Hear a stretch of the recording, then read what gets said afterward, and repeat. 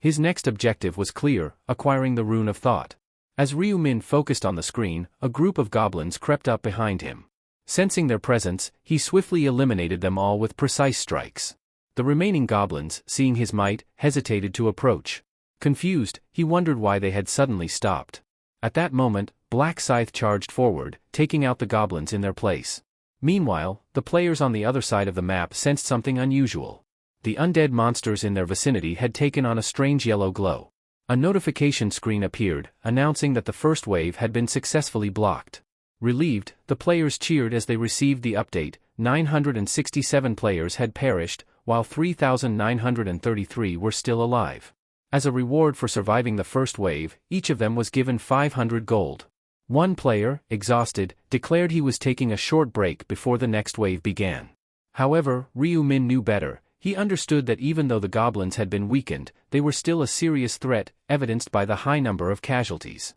He decided to find an ally and soon spotted Young-sik, who looked severely wounded. Ryu-min doubted whether Young-sik would make it through the next wave in his current state. Young-sik was struggling. Surrounded by players who had abandoned fighting the goblins, he realized they were all focused on him. One bold player lunged at him, but before he could strike, Black Dragon intervened, crushing the attacker. Grateful, Young-sik appreciated the command authority that allowed those under his charge to protect him. It was their assistance that had helped him survive the first wave. "Are you all right?" Young-min asked, concerned. Even though he hadn't used his command authority on Young-min, the latter had chosen to follow him anyway. Clutching his wound, Young-sik groaned in pain. Blood continued to pour out, and he began to question whether he could make it through in his weakened state. But he gritted his teeth, determined to endure. He wanted to survive this round, to prove his worth. Turning towards the entrance, they saw the warning: the second wave was imminent. It would bring 7,886 weakened goblins and hobgoblins against the remaining 3,933 players. The goblins, weakened to just a third of their normal strength due to the nature of the round, charged toward Black Scythe with relentless speed.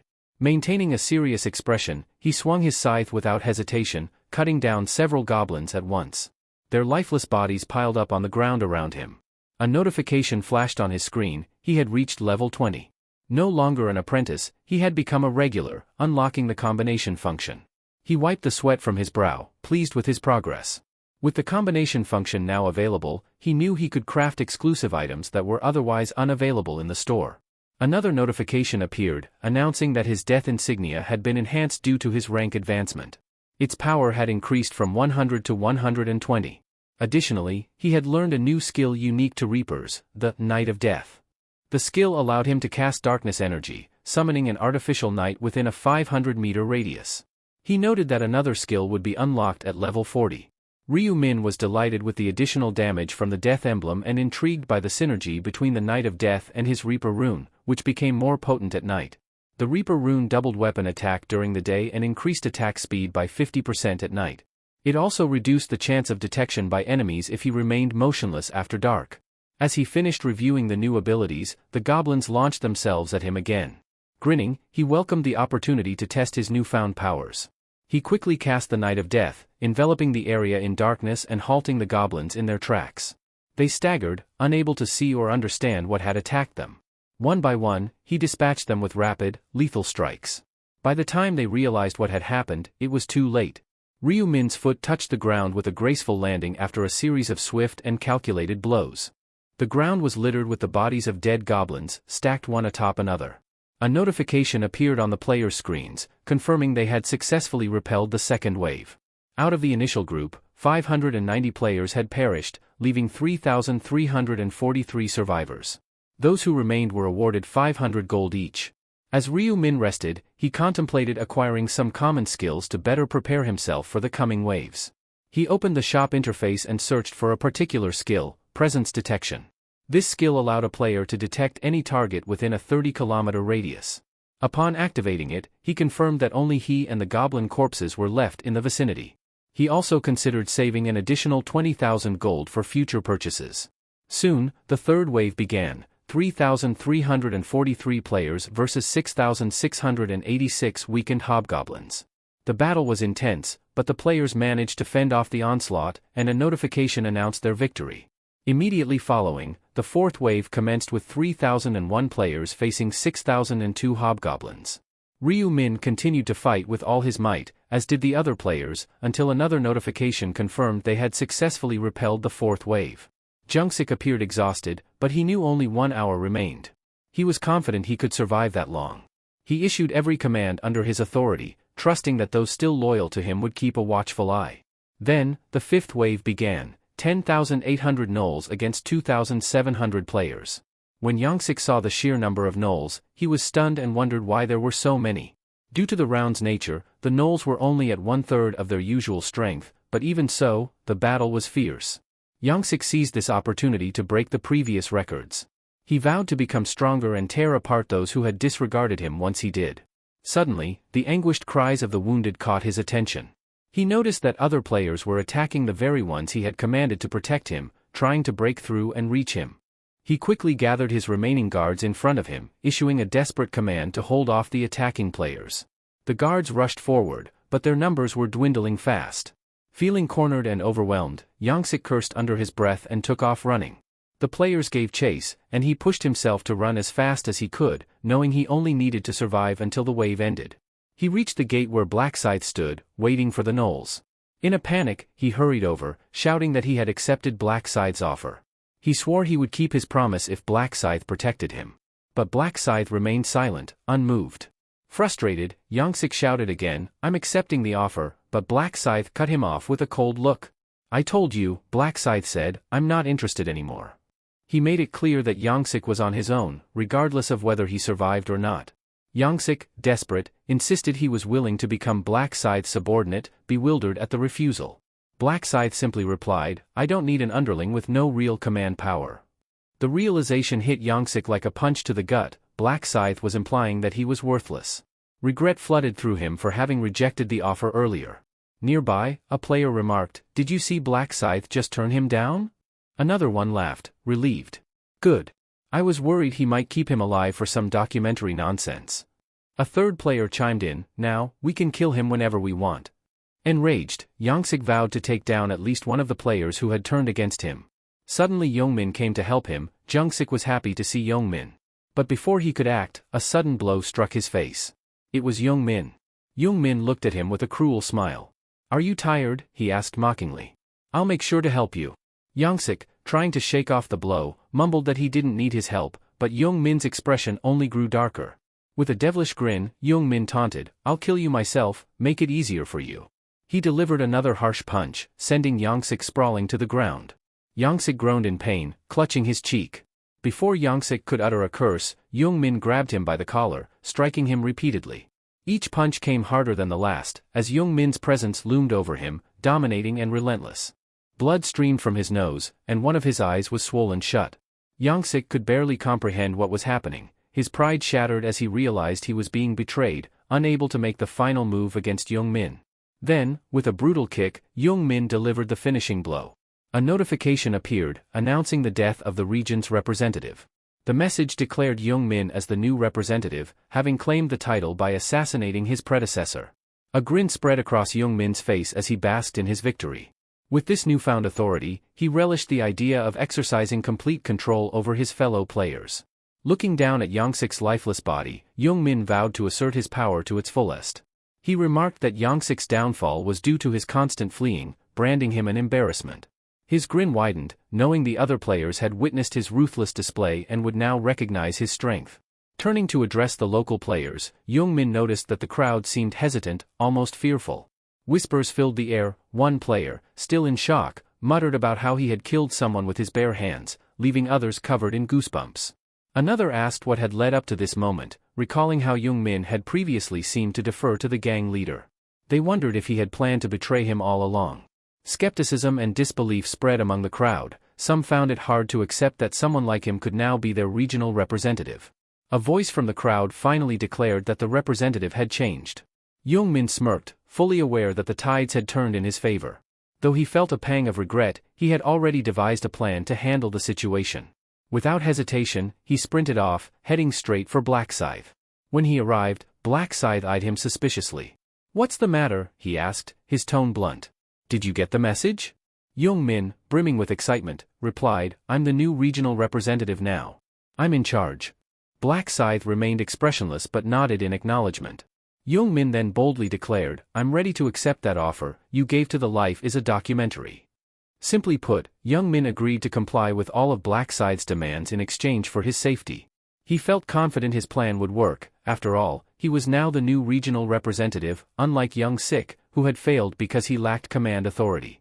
Young Min was certain that Black Scythe wouldn't turn him down now, especially since he hadn't yet used his newfound authority. However, Black Scythe's expression remained stern. Your attitude isn't exactly winning me over, he said flatly.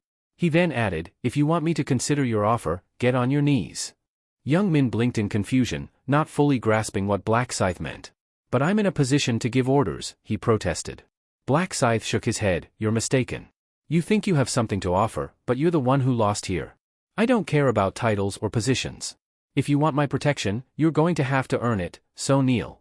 As the other players began to draw closer, Young Min felt a wave of panic. He had to make a decision quickly. Swallowing his pride, he dropped to his knees before Black Scythe. Please, he begged, let me serve under you. I'll follow your every command, I promise. Black Scythe stared down at him, his expression unreadable. Deep down, he was tired of this pitiful display, he had seen it too many times before. Yet, unlike Young Sik, he recognized potential in Young Min. After a tense pause, Black Scythe nodded. Fine. I accept, he replied. Young Min sighed in relief, thanking him profusely. But Black Scythe cut him off with a dismissive wave. Stop groveling, he snapped. I don't want to see you like this again. Young Min understood. Rising to his feet, he stepped aside as Black Scythe moved past him to face the players who had been pursuing. The group exchanged uneasy glances, unsure of their next move. One player nervously suggested attacking immediately, but another quickly objected. He can take on multiple enemies at once, the player whispered. We don't stand a chance against someone like that. Sensing their hesitation, Black Scythe decided to offer them a choice. Listen up, he called out. You have two options, you can either die by my hand, or you can abandon this pointless quest for power and go back to hunting monsters. He pointed at them, his eyes cold. Personally, I'd recommend the first option if you're looking for a quick end. The players froze, realizing just how serious he was. The gravity of the situation weighed heavily on them as they contemplated their next move. However, Black Scythe was also fine with the latter option. He made it clear that anyone who raised a sword against him would no longer be considered human. The players gulped nervously, their fear palpable. A number of them began to back away, deciding to abandon their pursuit. Young Min was surprised by the sudden retreat. Black Scythe had managed to intimidate them all into standing down. Despite his fierce demeanor, Young Min thought, Black Scythe could be a reliable ally. Black Scythe surveyed the area, sensing that the round was slowly coming to an end. While the gnomes still posed a threat, it seemed the players would soon overcome the fifth wave. Yet, he felt a sense of dissatisfaction with this conclusion. He turned to Young Min, addressing him directly.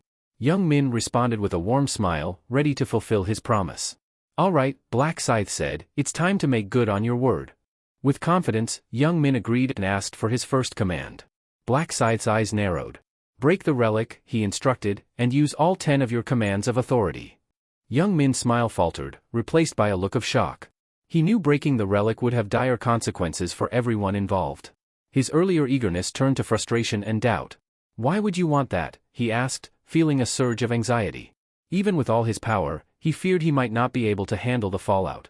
But Black Scythe cut him off sharply. Stop questioning and follow orders, he demanded. Young Min tried to negotiate, asking if he could use just 9 of his 10 commands instead. But Black Scythe's patience wore thin. Don't repeat yourself, he warned. Decide quickly, or face death. Reluctantly, Young Min nodded. I'll do it, he conceded.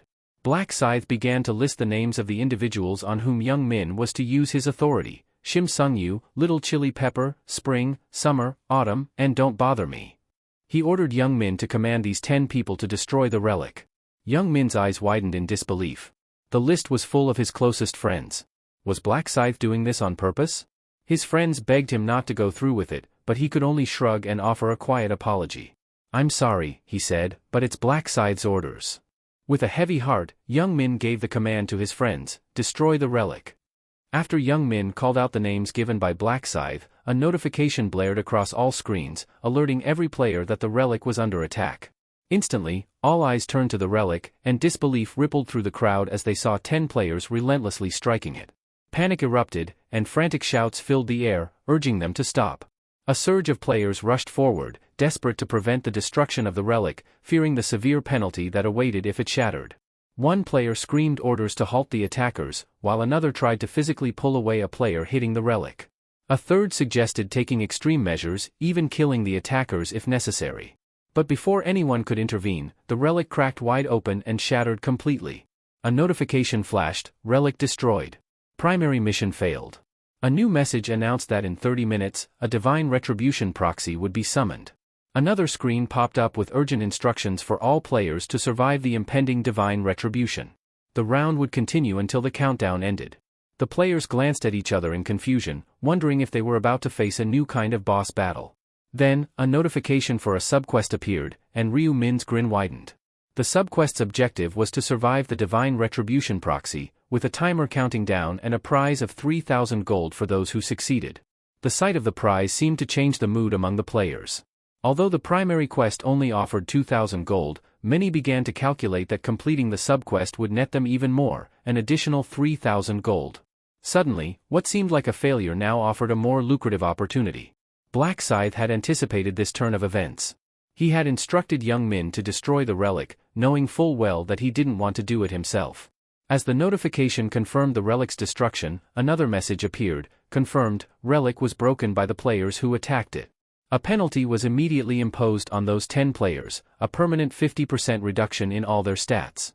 The 10 players, who had only followed young Min's orders, stood in shock and disbelief, unable to accept the harsh consequences for their actions. The 10 players, furious at young Min, turned on him. Young Min, visibly shaken, stammered out an apology, insisting he had no idea about the punishment. But before he could finish, another notification flashed across their screens: region representative penalized, stats permanently reduced by 50% for failing to protect the relic.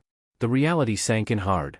Young Min let out a scream of rage, cursing loudly and kicking the wall in frustration. Meanwhile, Ryu Min watched them closely. Understanding the severity of permanent stat reductions, a near-death sentence in a game where survival depended on every advantage, Ryu Min decided to prepare himself for the upcoming battle against the divine retribution proxy.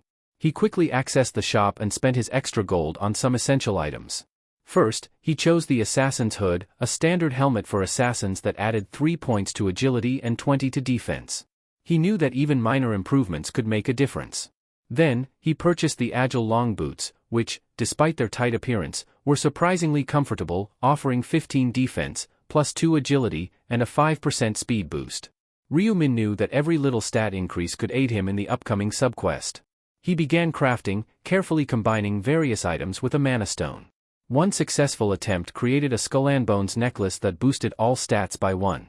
Determined to enhance all his gear, he attached a mana stone to each piece, resulting in a seasoned hunter's leather armor with improved damage reduction. Another combination yielded a Grim Reaper's scythe, which granted an additional 2 points to strength. Although he understood that low-grade mana stones wouldn't offer much of an advantage, he figured any boost was better than none. Meanwhile, the players gathered in the center of the village, sensing an ominous presence around them. Anxiety filled the air as they questioned whether this was the beginning of the divine retribution. The tension grew as they braced for what was to come. One of the players urged everyone to hold out for the next 30 minutes. Another suggested that their best chance for survival might be to keep running away. Ryu Min listened to them and knew they were underestimating their opponent. In his past life, out of the original 2,700 players, only around 500 had managed to survive. Escaping wouldn't be easy. The proxy of divine punishment was not something they could outrun. Even at level 40, it was a formidable monster, swift and merciless. But Ryu Min had a different plan. He wanted to defeat it and claim the substantial reward that came with it. Suddenly, a burst of yellow light pierced through the darkened sky. The source of the light was the divine retribution's messenger. As it approached, most of the players looked up, thinking all they had to do was evade it until time ran out. Meanwhile, Ryu Min felt an unusual calm settle over him as he observed the enemy. He held a unique advantage, the title of First Ever Angel Slayer, earned after defeating the Angel Brielle. This title doubled his stats against divine-type enemies, and the proxy of divine punishment fit that category perfectly. The divine entity descended from the sky, its appearance marked by an aura of light. In its hands, it wielded a staff with a bell embedded in a circular end. It struck the ground with the staff, sending a loud, resonating sound across the village. A barrier of radiant light formed, encircling a section of the village, and notifications flashed before the players. the proxy of divine retribution had cast a restriction field. Panic set in as players realized they were trapped. Another alert confirmed their stats would be reduced by 50% while inside the barrier. Several players desperately tried to break the barrier, striking it repeatedly, but it held firm. Ryu-min quickly assessed the situation. Around 300 people were now caught within the field. He knew there was little he could do to save them all. As he watched, the divine entity spread its angelic wings, releasing a flurry of needle-like blades that filled the sky. Ryu-min recognized this as the signal to begin. He closed his eyes, not wanting to see the massacre. The proxy of divine punishment unleashed a flurry of gleaming blades that shot through the air like streaks of light. The players, caught in its relentless assault, scrambled in every direction. Panic spread among them as the blades cut through the air with an eerie whistling sound, slicing through armor, skin, and bone alike. Cries of pain and alarm filled the air as several players fell to their knees, clutching at their wounds. Others desperately tried to dodge, but the speed of the blades made them almost impossible to evade. More blades rained down, their numbers multiplying, creating a deadly downpour that left no room for escape. Trapped within the restriction field, the players realized they were cornered. The light arrows fell like a storm, and those who had managed to dodge the initial wave were quickly overwhelmed by the unending barrage. Fear gripped them. There was no way out, no safe place to hide. Ryu-min, however, saw this as his chance. As the others frantically looked for cover, he moved with calculated precision. While the proxy was focused on the chaos it was creating, Ryu-min used the distraction to his advantage. He silently moved closer, his eyes never leaving the proxy. Every muscle in his body was tense, ready for the perfect moment to strike. He noticed the barrier beginning to weaken, its edges flickering and losing their solidity. This was his moment. He knew that once the barrier faded completely, he'd have a brief window to launch a surprise attack. The proxy of divine punishment was still targeting the scattered players, its attention solely on its targets. Confident that it hadn't noticed him yet, Ryu-min crept closer, stopping just 5 meters away. His heart pounded in his chest, but his movements were steady, every step silent on the ground. He activated the death emblem on his scythe, feeling its dark energy surge through the weapon, making it hum with power. This was going to be a decisive blow, he needed it to count. The proxy's senses seemed to flicker with awareness, but it was already too late. With a swift, powerful motion, Ryu-min swung his scythe, the blade glinting with a deadly light. It cut through the air with a sharp whistle and struck the proxy directly in its face. The blade dug deep into its eye, and a violent scream erupted from the proxy, echoing across the battlefield. The impact was brutal. The proxy staggered back, clutching its wounded eye as dark energy crackled around it. Its health bar dropped significantly, the single blow reducing it by a staggering 40%.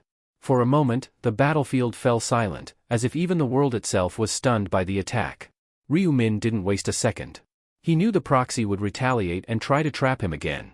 As he predicted, it began casting another restriction field, its remaining eye blazing with fury. Without waiting for it to complete, he dashed to the side, narrowly avoiding the expanding barrier. Watching for his next opening, Ryu-min noticed a gap in the proxy's defense. He could see the energy gathering around its hands, preparing to raise the field. He charged forward, his movements swift and agile, aiming for the other eye. His scythe gleamed with a dark sheen as he launched himself into the air, his body twisting mid-leap. "I'll take the other eye," he muttered under his breath. Just as he was about to strike, the proxy let out a deafening cry, sensing the imminent danger. But Ryu-min was faster, his scythe already descending in a deadly arc.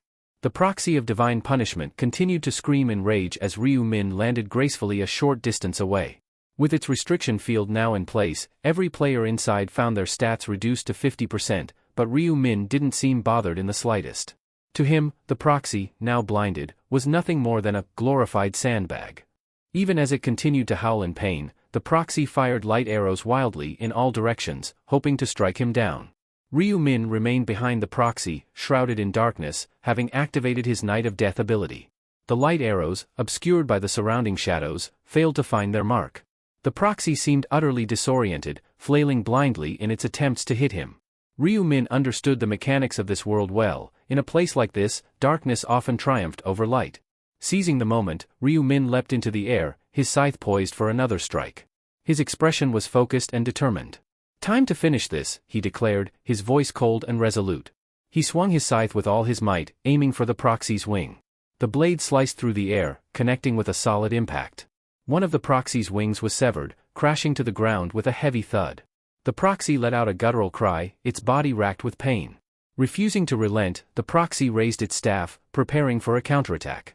But Ryu Min, now fully engulfed in battle mode, reacted swiftly. He slashed again with blinding speed, catching the proxy off guard. The blade struck true, eliciting another pained moan from the proxy. It stumbled, struggling to maintain its balance and composure. Ryu Min stepped back, his movements fluid and precise, as if dancing in the air. He hovered for a moment, calculating his next move. Then, with unwavering resolve, he charged forward once more, targeting the remaining wing. His scythe cut through the air again, severing the second wing cleanly. Another agonized cry erupted from the proxy as the severed wing fell to the ground. Ryu Min landed lightly beside the fallen wings, his gaze fixed on his foe. He checked the proxy's remaining health and saw that it was now down to a mere 10%. Victory was within his grasp. The proxy of divine punishment was about to play his last card, and Ryu Min knew it. Ever the strategist, he decided it was time to create some distance between himself and his divine foe. Keeping a safe gap was essential, after all. As he backed away, a new notification flashed across his screen. It was a warning about the proxy's last radiant storm, a passive skill that granted it immense strength and a temporary state of invincibility. Ryu Min watched intently as the proxy began to glow, its body radiating a brilliant yellow while its staff shimmered ominously in purple. He recalled from past experience that this was the moment when its endurance hit rock bottom. Had he rushed in earlier, the proxy would have unleashed its full might against him without hesitation. Suddenly, lightning crackled through the air, and the proxy let out a guttural roar that could rival any heavy metal band. Tiny purple warp holes started forming in the sky, raining down like celestial confetti. But Ryu Min, the patient observer, held his ground, carefully watching the spectacle unfold. This attack, known as Last Radiant Storm, came with a countdown timer that appeared on his screen. The timer ticked down from 50 seconds, adding a sense of urgency to the scene. For the first 30 seconds, the proxy was surrounded by a static field. At the 10-second mark, the staff began to crackle and flash with energy, intensifying with every moment. Ryu Min's lips curled into a knowing grin. He waited as the countdown neared its final moments. The proxy's once invincible state was finally disarmed. In that split second, Ryu Min seized the opportunity. He launched himself from behind, moving with speed and purpose. His scythe gleamed in the dim light as he lifted it high, eyes locked on his target. With a powerful downward swing, he brought the blade down with all his might. The scythe cut cleanly through the proxy's neck, severing its head in a single, decisive blow. The divine body crumpled, its head rolling away. The battle ended with a dramatic finale, just as Ryu Min had planned. After Ryu Min's triumphant showdown against the proxy of divine punishment, a flurry of notification windows filled his screen, showering him with glory and rewards. First came the confirmation of his monumental feat, proof that he had successfully vanquished the proxy. Cheers erupted, only to be followed by a wave of celebratory alerts.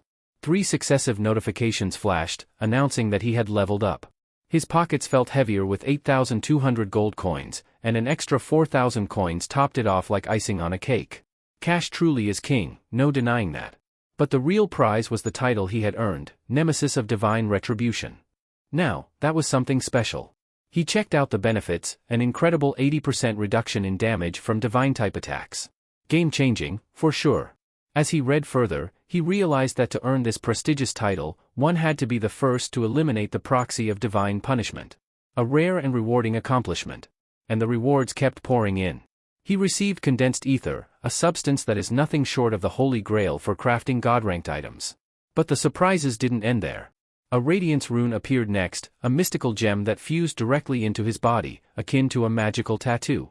This rune offered unique advantages, enhancing all divine-type skills by 1% and increasing his intelligence by 1 point per level. Given Ryu Min's current level of 30, this meant an immediate boost of 30 intelligence points and a 30% enhancement in his divine abilities. With this new power, a grin spread across his face. The radiance rune was his, and it felt like everything was falling perfectly into place. Just then, another notification flashed across the screen, breaking the tension in the central square. It announced that the subquest had been completed with perfection. We must conclude for today. If you enjoyed this part and want to see what happens next, please like and subscribe. Thank you.